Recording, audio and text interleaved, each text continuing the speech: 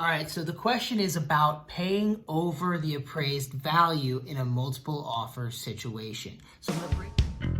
This is Real Talk in 60 seconds, providing quick, simple answers to your everyday real estate questions. All right, part two of this question is talking about the appraised value versus the purchase price.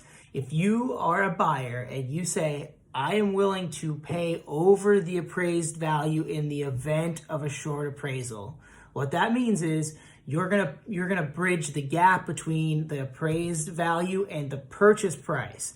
Now you can leave it open-ended. If you have the funds available and you're not concerned with it, you can just say, I will pay that difference, whatever it might be.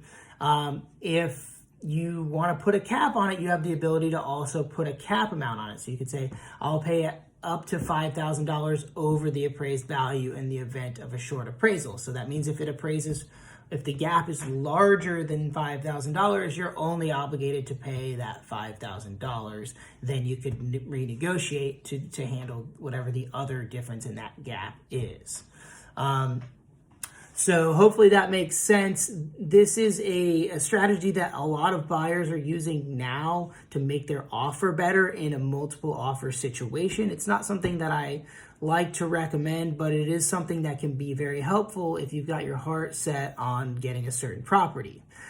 You want to run over the numbers with your agent and make sure that it makes sense to do something like this, but it is an option that you have as a buyer. Just understand how the financial portion of it works so that you're not surprised when it comes to closing and you might owe a different down payment amount than you originally thought you would.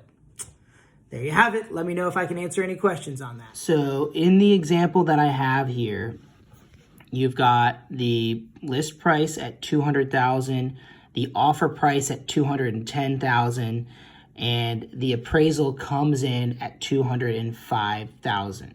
So we have a gap of $5,000, and therefore in this example, the buyer is going to put 10% down. So what they would have to pay at closing is 10% of the $205,000 plus the $5,000 gap, and then any other additional closing costs. So you can see in this example, you're paying about $20,500 is your 10% down payment amount, and then the additional $5,000 for the short appraisal.